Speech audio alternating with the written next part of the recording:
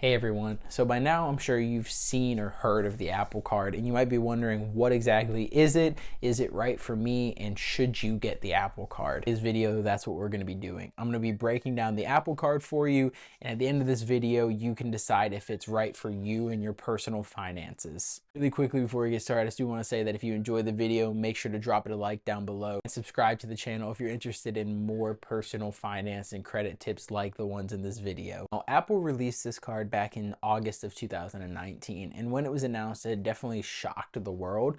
Pretty much nobody saw it coming. It was definitely a big surprise to someone like Apple, who focuses heavily on electronics, things like smartphones and computers, coming out with a credit card. Definitely something first of its kind. Apple, partnering up with Goldman Sachs, came out with this really stunning and visually appealing credit card that was made out of all titanium metal.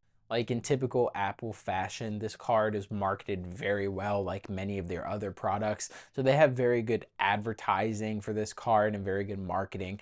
But today we're actually going to cover, is it worth the hype, and is it something that you should have in your wallet? Now, to go over some of the benefits of this card, first off, I do want to start by mentioning two cool things that I do like with the card. And number one is that it's going to be a no annual fee credit card, which is going to be really good for beginners, as well as a credit card that has no foreign transaction fees. Now, for sign-up bonuses, this card actually doesn't come with a sign-up bonus, which is very interesting to see on a card like this, especially from Apple, who could definitely afford to put some kind of sign-up bonus on there, considering how most no annual fee credit cards on the market give you some kind of welcome bonus in the form of cashback or reward points when you sign up. But in Apple fashion, they have the marketing down, so I think on this one they kind of just think that their marketing is enough to attract people into the card, so they don't have to offer anything or any sort of welcome bonus for the card. Their marketing just does all the work. Now, onto the earnings category. This card is going to give you 3% cash back when you shop at Apple. It's also going to give you 3% back on things like Nike, Walgreens, and Exxon, just to name a few of the including stores that they have on their list, as well as 2% back on everything else when you use Apple Pay, and then just 1% back when you pay with the actual card itself. Now, first up on this list for one of the highest earning categories on the Apple Card, or the highest earning category, is going to be 3% back on Apple Store purchases.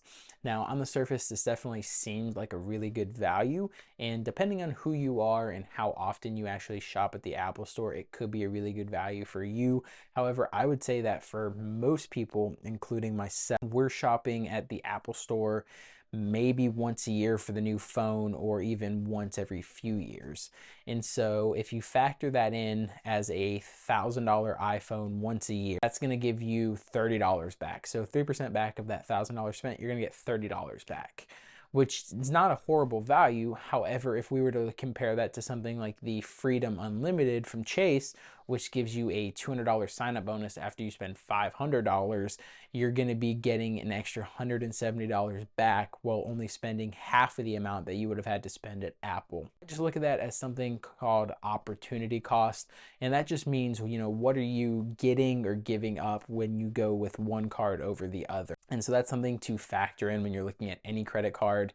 And for this one, if you go with the Apple Card, you're not getting any sign-up bonus, so you're giving up potentially a $200 sign-up bonus. And if you wanted to offset that, you would have to spend a lot more money at the Apple Store, even with the 3% back, to get $200 back as an equivalent, when you could have went with another no annual fee cashback card. Now, next up, we have 3% back on a list of participating stores that have partnered up with Apple. I'm only going to include the ones that I think most people are going to find useful or the most beneficial. That's going to be 3% back on Walgreens, so good value there, as I'm sure a lot of people actually shop at Walgreens and use it as a quick convenience store. You're going to get 3% back on Exxon, so 3% back on getting gas when you go through Exxon locations, and then you'll get 3% back on Nike. Now, if we were to take the Apple Card and compare it to something like the Chase Freedom Flex, for example, this card from Chase also gives you 3% back on drugstore purchases, so you're getting the same amount that Apple gives you. Moving back to the 3% back on Exxon, really good deal, because you're getting 3% back on gas, and I'm sure a lot of us spend a lot of money each month on gas. However, if we were to jump over to something like the Citi Custom Cash, you can get 5% back on gas each month up to $500 spent. So in this category, I'm going to say that the Citi Custom Cash is going to beat out the Apple Card for those 3% categories. Now for the 3% back on Nike, this is actually going to be my favorite benefit from the Apple Card, and that's just because there's no other credit card on the market that gives you a designated 3% cash back every time you shop with Nike. And I'm sure a lot of people shop from Nike, including myself, so you can benefit from that 3% back on Nike. So for that category, I'm going to give it to the Apple Card for that one. Now, next up, we have 2% cash back when you use Apple Pay. Now, I would say for most people, the 2% back when using Apple Pay is going to be most of your spending. So this is probably going to be where a bulk majority of your cash back is actually coming from, is that 2% when you use Apple Pay. However, I just want to mention for a second, one of the biggest selling points of this card and one of the biggest attractions that Apple markets is the fact that it's this gorgeous, stunning credit card made out of titanium metal, and that's different from any other card on the market, which is true. However, I can't really understand why Apple gatekeeps this card in your wallet, because you're only getting that 2% cash back if you use Apple Pay. So meaning every single time that you use the card itself, you're only getting 1% cash back, which really isn't much considering how every other card on the market gives you anywhere from 1.5 to up to 5% cash back when using either Apple Pay or the physical credit card. There's no limits on how you use it. And so if you're after unlimited 2% cash back, my next recommendations would be something like the Citi Double Cash or something like the Wells Fargo Active Cash.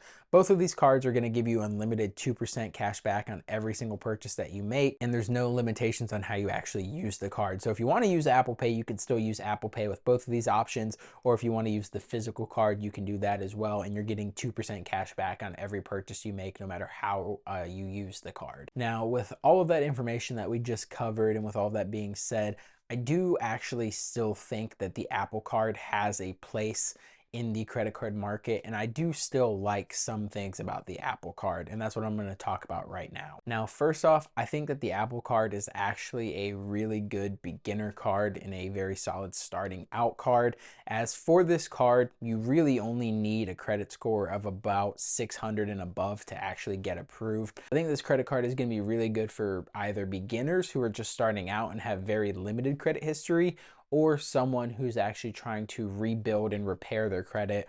This card is going to be good for both of those individuals. The next thing that I like about this card, and why I think it's also good for beginners, is it has a built-in calculator that not only shows you where your highest spend categories are for that month and where your money's actually going and where you're spending the most money, but it also does have a calculator that actually shows you how much interest you would be paying if you're only making the minimum payments each month.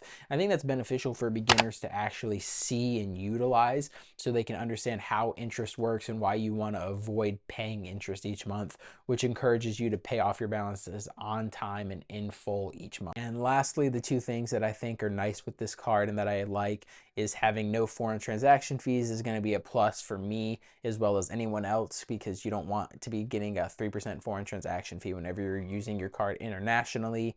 And then lastly, the daily cash back is going to be nice for some individuals. So with the Apple Card, you get your cash back then that day, so you can use it to spend. Now, in the grand scheme of things, I don't think personally for me and for a lot of others, it makes a difference whether you're getting your cash back paid out daily or at the end of the month when your statement closes.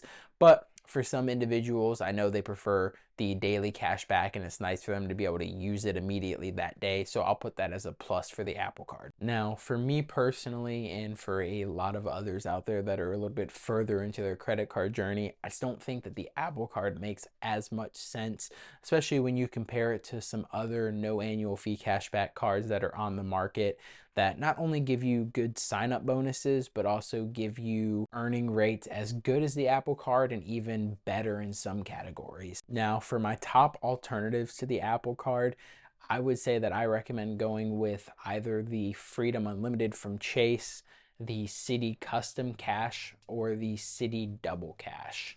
Now, for the Freedom Unlimited, this is going to get you a $200 sign-up bonus, as well as earning you unlimited 1.5% on every single purchase, and still getting you that 3% back in the drugstore category, as well as giving you 3% back on dining and takeout, which is a nice addition.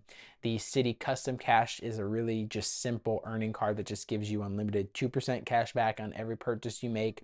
And then having that Citi Custom Cash also not only gives you a $200 welcome bonus, but then gets you the 5% back in your highest spend each month. So you can get 5% back on things like gas, groceries, or restaurant purchases. As well as getting into the Chase ecosystem is going to be very beneficial, especially when you get into some of their other cards and start to combine them with something like their mid-tier travel card, the Chase Sapphire Preferred, which is going to get you not only some really nice reward benefits and earning rates, but also really good redemption values. But we'll touch on that in a later video. But that's going to be it for today's video. But I'm definitely interested to see what are your opinions of the Apple Card.